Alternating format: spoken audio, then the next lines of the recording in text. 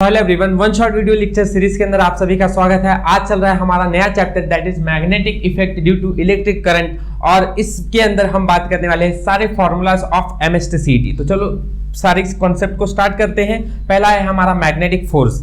Magnetic force को बच्चों हम फॉर्मूला बताते हैं F is equal to B q v sine theta. ठीक है, B q v sine theta. और ये फॉर्मूले के अंदर अभी लॉरेंट्ज लॉ को भी थोड़ा समझ लेते हैं कि लॉरेंट्ज लॉ क्या कहने की कोशिश करता है। F is equal to q, ये डायरेक्ट फॉर्मूला आपके एग्जाम में रहता है, E क्रॉस, ठीक है, sorry E plus B cross V vector. अगर आप ये देखोगे तो यही लॉरेंट्ज लॉ का एक्चुअली फॉर्मूला है। ठीक है, अगर आपको लॉरेंट्ज लॉ पूछ रहे हैं तो आप ये चीज देखना कहाँ पर लिखी हुई है। ठीक है, अच्छा, इसके बाद आता है दूसरी बात कि यहाँ पर आप मैग्नेटिक फोर्स में दो कंडीशन होती है। पहला कंडीशन होता है कि यहाँ पर अगर आपका परपेंडिकुलर एंगल है, ठीक है, थीटा 90 डिग्री है, तो थीटा 90 मतलब आपका जो फोर्स मिलेगा कॉस साइन 90 कितना होता है, साइन 90 होता है 1, राइट। तो 1 होगा तो फॉर्मूला क्या बन जाएगा, बी क्यू वी। तो द मैक्सिमम फोर्स अगर कैलकुलेट करेंगे तो it is B q v. अगर आपको कोई बोले कि अगर आप इधर आपके पास जो है लाइंस वो पैरेलल है, मतलब थीटा की वैल्यू कितनी है 0 डिग्री, तो फोर्स जो होगा वो क्या होगा, मिनिमम होगा and that comes out to be 0। ठीक है, रिमेंबर दिस। आगे यहां पर आप लोगों को ये बात भी समझनी जैसी है, F जो है फोर्स होगा इसका यूनिट, Q है चार्ज का यूनिट होता है कूलम, V है वेलोसिटी का यूनिट होता है मीटर पर सेकेंड, और B है मैग्नेटिक फील्ड। B का यूनिट भी बहुत इंपॉर्टेंट है, आप बहुत बार इसका यूनिट टेस्ला लिख रहे रहते हो, राइट, टेस्ला लिखते हो, राइट। अब एक बात याद रखना कि एक tesla equals to 10 to the power 4 gauss, ये कन्वर्जन यूनिट है कैलकुलेशन करते समय। ठीक है, टेस्ला यूनिट याद रख सकते हो मैग्नेटिक फील्ड का। यहाँ पर कभी कभी आप ये टेस्ला यूनिट वेबर पर मीटर स्क्वायर भी पढ़ा होगा आप लोगों ने, है ना। अच्छा, ये सारी चीजें आप लोगों को बेसिक्स के अंदर कंप्लीटली पता है। आप वेबर पर मीटर स्क्वायर बोलो या टेस्ला बोलो, या फिर आप एक और यूनिट याद रख सकते हो कि Newton coulomb into metre, Newton coulomb पर मीटर। ठीक है, न्यूटन पर कूलोमीटर ये भी यूनिट होता है। टेस्ला हो या फिर वेबर पर मीटर स्क्वायर हो, न्यूटन कूलोम पर मीटर लिखा हो, ये सारी यूनिट्स किसके हैं, मैग्नेटिक फील्ड के हैं। तो ये सब बेसिक्स के कंसेप्ट है जो पता रहेंगे तो आपको आपका फंडामेंटल स्ट्रांग रहेगा, जिससे आप कैलकुलेशंस और अच्छी तरह से कर सकते हैं। इसके बाद आता है अगला कंसेप्ट दैट इज साइक्लोट्रॉन का। साइक्लोट्रॉन में क्या कहा गया है, देखो एक इजेक्टर होता है साइक्लोट्रॉन जो है, उसके अंदर मैग्नेटिक फोर्स जो है वो इक्वल होती है किसके बराबर, सेंट्रीपिटल फोर्स के बराबर। मैग्नेटिक फोर्स तो होता है बी क्यू वी, है ना, और सेंट्रीपिटल फोर्स होता है m v square upon r. V से वी एक कैंसिल हो गया तो B q is equal to क्या आ जाएगा, एम वी आर। एंड यहाँ पर आप अगर कैलकुलेट करने जाओगे कि वेलोसिटी कितनी होती है तो वी आ जाएगा B Q R divide by m, ये होती है आपकी velocity, B Q R divide by m. ठीक है, क्लियर। तो ये हो गया आपका फॉर्मूला। आप याद रखो वेलोसिटी अगर साइक्लोट्रॉन में कितना होता है पूछेंगे तो ये आपका फॉर्मूला है, B Q R divide by m. ठीक है, m is mass of electron, r is radius, q is charge of electron and B is magnetic field. ठीक है, चलिए साइक्लोट्रॉन एक्सेलरेटर। साइक्लोट्रॉन को एक्सेलरेट कौन करता है इसके बारे में समझना है हमें। देखो इसका बेसिक कंसेप्ट चालू होता है स्पीड से। Speed is equals to distance upon time होता है बच्चों, राइट ना, यस। तो अगर आप यहां से टाइम का फॉर्मूला देखोगे तो टाइम हो जाएगा टाइम पीरियड जितना, क्योंकि देखो साइक्लोट्रॉन जो है वो एक सर्कुलर मोशन जैसा है, तो टाइम कन्वर्ट्स हो जाता है किसके अंदर, टाइम पीरियड के अंदर। तो टाइम पीरियड का फॉर्मूला बन जाता है डिस्टेंस अपॉन स्पीड, राइट ना, डिस्टेंस अपॉन स्पीड।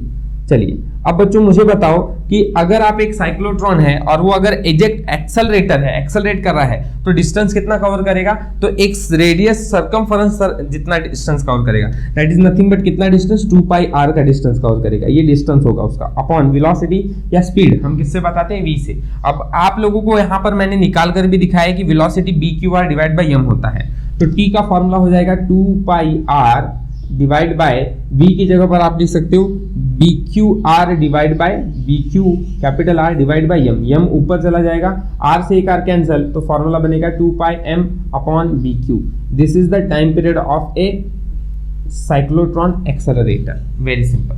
ठीक है, तो इससे आप याद रख सकते हो। देखो टाइम पीरियड आपका फॉर्मूला क्लियर हो गया साइक्लोट्रॉन एक्सेलरेशन में। साइक्लोट्रॉन के अंदर कितनी वेलोसिटी होती है वो भी क्लियर हो गया। इन सब पे कैलकुलेशंस आपको एग्जाम्स में पूछे जा सकते हैं। इधर एक और कंसेप्ट भी ऐड करूंगा कि काइनेटिक एनर्जी क्या होती है बच्चों, हाफ एम वी स्क्वायर होती है। तो साइक्लोट्रॉन की काइनेटिक एनर्जी कितनी होती है, तो आप इस वी की वैल्यू यहाँ पे रखोगे तो ये B square Q square R square divide by M square हो जाएगा। एम से एक एम कैंसिल होगा तो फॉर्मूला बनेगा half B square Q square R square upon M. ठीक है, फॉर्मूला क्या बनेगा, half B square Q square R square upon M. तो ये आपका फॉर्मूला होता है काइनेटिक एनर्जी का। ठीक है, तो आप फॉर्मूला याद रखते चलो। टाइम पीरियड का ये है, तो कोई पूछे फ्रीक्वेंसी, तो हमें पता है फ्रीक्वेंसी और टाइम पीरियड के बीच में इनवर्स रिलेशन होता है, तो फ्रीक्वेंसी का formula BQ divide by 2m हो जाएगा, 2 पाई, राइट। तो ये हो गया आपका फ्रीक्वेंसी, ये हो गया आपका टाइम पीरियड, ये हो गया आपका काइनेटिक एनर्जी, ये हो गई आपकी वेलोसिटी। ऐसे 4 फॉर्मूलाज आप साइक्लोट्रॉन के अंदर सीख रहे हो। ठीक है, आगे magnetic force on wire carrying current. अब क्या एक वायर है जो करंट कैरी कर रहा है, तो स्ट्रेट वायर के अंदर कितना आपका मैग्नेटिक फोर्स रहता है वो आपको पता रहे, तो F is equal to IBL, ठीक है, या फिर आप BIL, कुछ भी याद रखो। L लेंथ है, B मैग्नेटिक फील्ड है, I करंट है। इसके बाद आगे बढ़ते हैं, torque on a loop. Torque मतलब मूविंग कॉइल गैल्वेनोमीटर के अंदर आप लोगों का ये कंसेप्ट रहता है, torque is equal to number of turns into current into area into magnetic field. ठीक है, तो टॉर्क होता है, यहाँ याद रखना ये n नंबर ऑफ टर्न्स है। ठीक है, अच्छा, यहाँ पे टॉर्क इज इक्वल टू हम k थीटा भी लिख सकते हैं। देखो आपको पता है रिस्टोरिंग टॉर्क का कंसेप्ट आता है यहाँ पर, तो आप NIAB equals to k theta बोल सकते हो, where k is restoring constant या टॉर्शनल कांस्टेंट इसे कहा जाता है, थीटा रिस्टोरिंग एंगल है, n और IAB ऊपर भी बताया आप लोगों को। तो इससे आप थीटा का फॉर्मूला भी लिख सकते हो, है ना, कि it is number of turns into current into A into B divide by k। यहाँ से थीटा जो है वो डायरेक्टली प्रोपोर्शनल टू किससे होगा, करंट से होगा। तो ये सब बेसिक कॉन्सेप्ट्स हैं जिसमें आपको टॉर्क ऑन ए लूप के अंदर ये सब फॉर्मूले याद रखने पड़ेंगे। ठीक है, चलिए इस पे कैलकुलेशंस आ सकते हैं एग्जाम्स के अंदर। याद रखना आप लोगों को, थीटा जो है, जो एंगल है, ये एंगल थीटा का बोला गया है, theta angle, n number of turns, current, area, magnetic field, और ये रिस्टोरिंग कांस्टेंट या टॉर्शनल कांस्टेंट। तो ये सब चीजें ध्यान में बेसिक्स में अच्छी तरह से रखो। चलो आगे, बायो-सेवर्ट्स लॉ अगला, सिर्फ इसमें आपको इंपॉर्टेंट है कि इसका फॉर्मूला क्या होता है, तो it is mu naught upon 4 pi IDL sine theta upon r square, IDL sine theta upon r square. ठीक है, तो ये आपका फॉर्मूला होता है बायो-सेवर्ट्स लॉ का। ठीक है, फॉर्मूले के ही ऊपर डायरेक्ट कैलकुलेशंस आप लोगों को पूछा बहुत कम गया है, लेकिन फॉर्मूला बहुत बार अलग अलग तरीके में पूछा है। Then applications, current in straight long wire, Biot Savart's law का एप्लीकेशन, ये बहुत ज्यादा इंपॉर्टेंट है। एग्जाम में आप लोगों को स्ट्रेट लॉन्ग वायर के अंदर करंट कितना पास होता है ये बहुत बार पूछा जा चुका है। ठीक है, तो current is equal to magnetic field B is equal to mu naught I upon 2 pi R, ये होता है आपका फॉर्मूला मैग्नेटिक फील्ड का। अगर एक करंट है एक स्ट्रेट लॉन्ग वायर के अंदर, अगर एक फुल वायर है तो ये होगा, अगर हाफ वायर है तो फॉर्मूला बनेगा B is equal to mu naught I upon 4 pi R। Half मतलब आप हाफ से इसको मल्टीप्लाई कर दो, ठीक है, तो आपका आंसर आ जाएगा। तो B हो गया आपका, अगर हाफ वायर है तो इतना और फुल वायर है तो इतना। ठीक है, चलिए ये दो फॉर्मूलाज हुए। तो आगे force of attraction between two long parallel wires. अब दो पैरेलल वायर्स है तो force of attraction between long parallel wires is F upon L is equal to mu naught upon 2 pi, ठीक है, I1 I2 अपॉन D, ये formula आपका रहता है। तो ये होगा फॉर्मूला, बस याद रखो बच्चों, क्योंकि बहुत सारे कंसेप्ट जो है डायरेक्ट आपको अगर फॉर्मूला पता है तो कैलकुलेट करना आ जाएगा। तो बस ये फॉर्मूले याद रखने। इसके बाद axial magnetic field produced by current, तो कितना एक्सियल मैग्नेटिक फील्ड के अंदर मैग्नेटिक फील्ड जनरेट होता है, तो ये आपके सामने फॉर्मूला है, mu naught upon Z into R square upon Z square पर R स्क्वायर की पावर 3/2। ठीक है, तो ये आपका फॉर्मूला हो जाएगा मैग्नेटिक फील्ड का। Then Ampere's law, Ampere circuit law जो बोलता है वो बोलता है integral into BdS is equal to mu naught into I। ठीक है, इसके एप्लीकेशन ज्यादा इंपॉर्टेंट है जो हम लोग एम्पियर सर्किट लॉ में पढ़ते हैं। दैट इज पहला एप्लीकेशन है कि magnetic field in A solenoid, ठीक है, उसी का पार्ट है मैग्नेटिक फील्ड इन सोलिनॉइड। ठीक है, सोलिनॉइड के अंदर कितना मैग्नेटिक फील्ड रहता है और दूसरा आपका रहता है टोरॉइड के अंदर। तो magnetic field B is equal to mu naught NI। ठीक है, ये होता है आपका मैग्नेटिक फील्ड सोलिनॉइड के अंदर। N number of turns per unit length है, याद रखना, number of turns per unit length, very important. बहुत बच्चे इसको गलत समझते हैं, N की वैल्यू आप सिर्फ नंबर ऑफ टर्न्स नहीं बोल सकते, number of turns per unit length. दूसरा एप्लीकेशन है magnetic field in a toroid.